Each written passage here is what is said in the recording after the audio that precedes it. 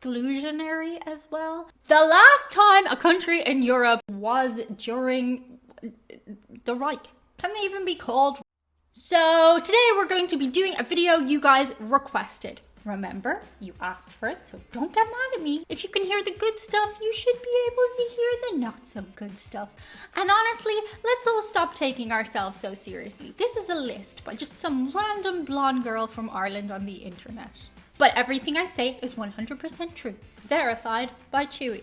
I put out a list recently on the channel, 10 things that Europe has recently adopted from the America. And after I put out that list, you guys asked me to do the opposite list. 10 things that Europe will never adopt from America. And because I am psychic and everything I say is 100% accurate, factual, factual, this list exists. So let's get into it. The very first thing that Europe will never adopt that has been a thing for a really long time in America is the traditional stag and hen party happening the night before the wedding. Now, I know not every American person does this. That would be the generalization thing. It's a really terrible idea to have your stag or hen party the night before. Notoriously, oh, I'm sorry, you guys call it a bachelorette party. It sounds much more sophisticated. To sophistication!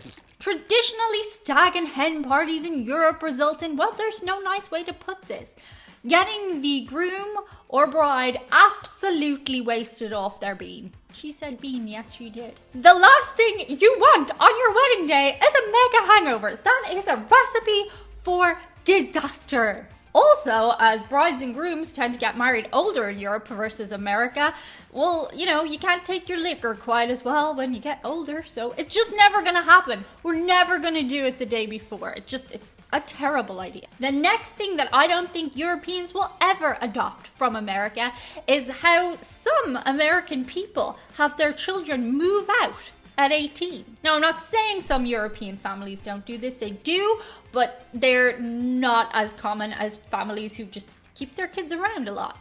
A long time. People live in their family home into their 30s these days. I think a huge part of the reason this happens more so in Europe than in the States comes down to the fact that people travel in America for university. So they'll travel out of state to a completely different state and they get to live on campus.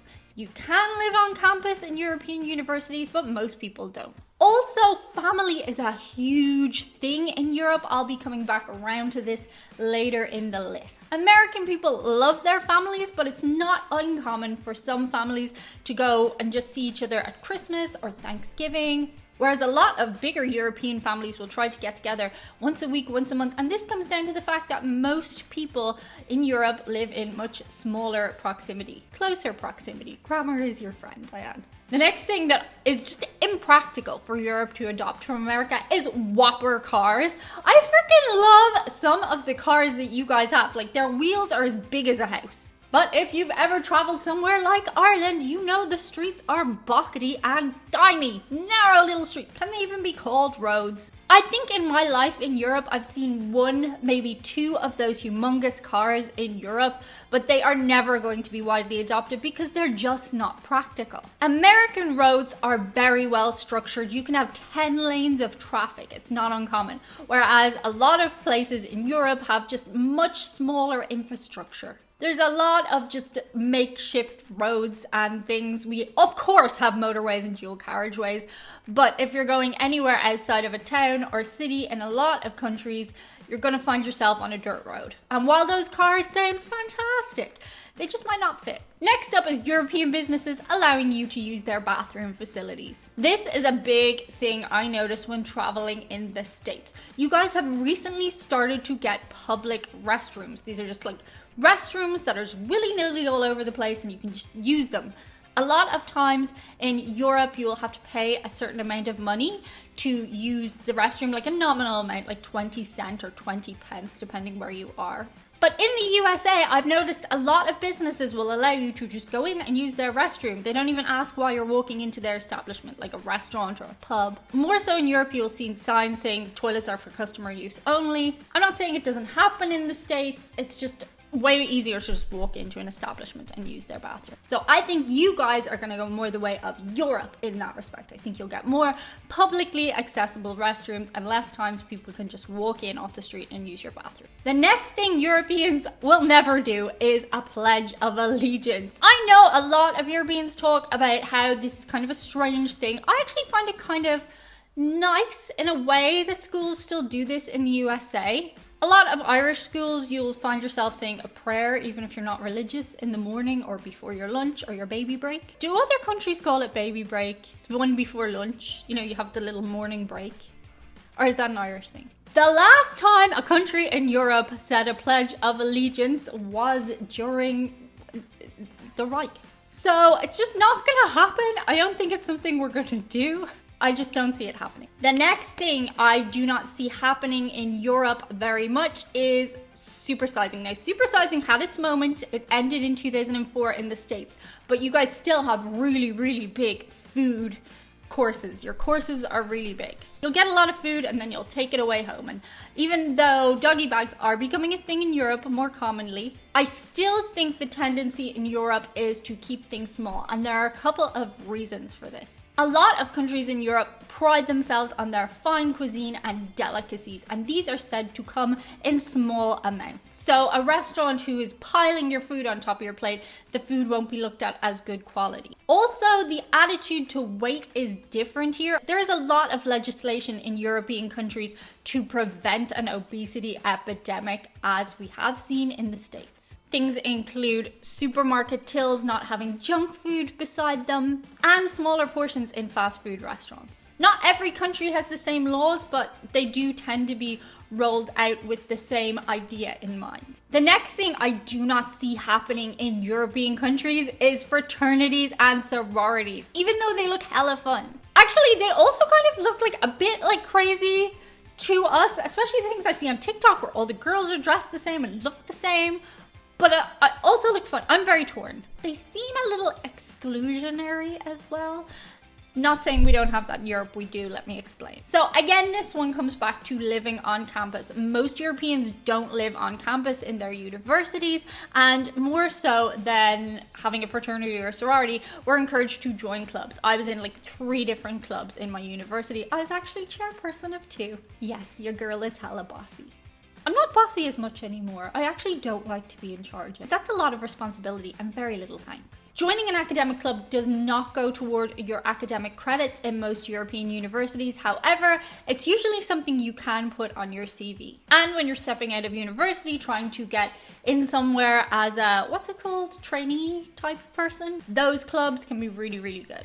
The next thing, this is not going to surprise anyone, it's the legal drinking age. We will never hire our drinking age to 21. Now, I know, and you guys know, that most Americans don't actually start drinking at 21, but it is a lot harder for you guys to get alcohol under the age of 21. Most countries in Europe, the legal drinking age is 18. However, there is a big allowance for if you're with your family or at a dinner or eating a meal in a restaurant. So if you're eating a meal, you can have a certain amount of alcohol. Some countries, as I said, you have to be with a parent or guardian. But there's also the factor that in a lot of countries, alcohol is part of the culture. Ireland definitely has a drinking culture. For example, a lot of people will have their first pint at a funeral when they're a teenager. Well, that's what their parents think. They've probably had a nagging out in the field before that, but in France and Italy, children may have a little half a glass of wine with water with their dinner. It's all just part of the culture. So 21 is never going to fly in Europe. The next thing we're never going to get in Europe is the really, really high water levels that you guys have in your toilets. I mean, they're really, you know, when you sometimes you're still, okay, I'm going to get graphic.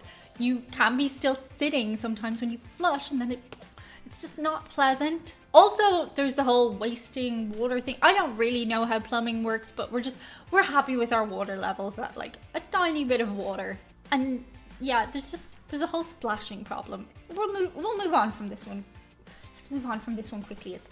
But we're just never gonna do. And number 1, oh my gosh, this is such a big difference. Actually, before I do the big difference, do subscribe if you like me and this channel. We do a lot of different things. Somebody recently said I was their most favorite variety channel in comments. Yes, I am in comments in the first hour club. When I post a video, I am in comments, looking at all the comments, reading them. So subscribe, turn on the bell, like the video, roll your knuckle along the keyboard to leave a comment, because that's the algorithm. I have an adult audience, so we're less inclined to engage. So my videos don't get pushed up the algorithm. Just put a word that pisses you off in the comments. Okay, number 1 is Americans' view on company as family. Now, I know this is not usually the worker's attitude. It's usually like the company that employs you wants you to look at the company as your family. Well, recently there was a survey in Europe of workers, and they asked, would you rather get company perks like access to gyms, free water? You should always get free water. Free like soft drinks and food and stuff. Or would you rather get better working conditions like hours, time off, paid maternity leave? And it is no surprise that Europeans opted for the latter. Honestly, I think Americans are kind of on the verge of change on this one in a lot of companies too. People are spending less time in the office, so I think this is one that the Americans are coming around to a more European way of thinking, and in a lot of European countries, work is definitely looked at as less important than time with your family and your friends. Look at Spain, for example. There is a siesta in the middle of the day. Americans are said to live to work, but I think with the recent changes in the last couple of years, Americans might be coming around to a more relaxed way of life also.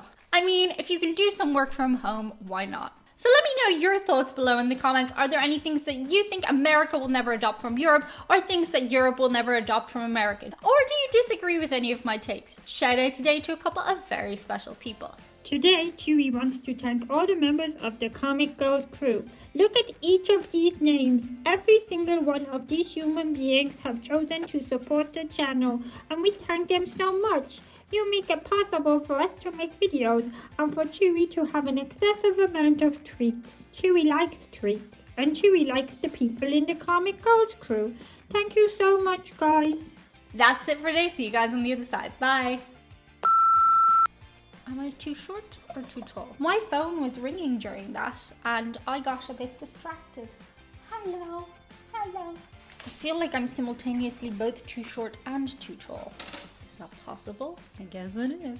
If I slouch, we'll see, if I'm just saying normally, but then I feel like sometimes I sit up straight when I'm conveying information. So it's like, I don't know. It's a cropping nightmare for the editor.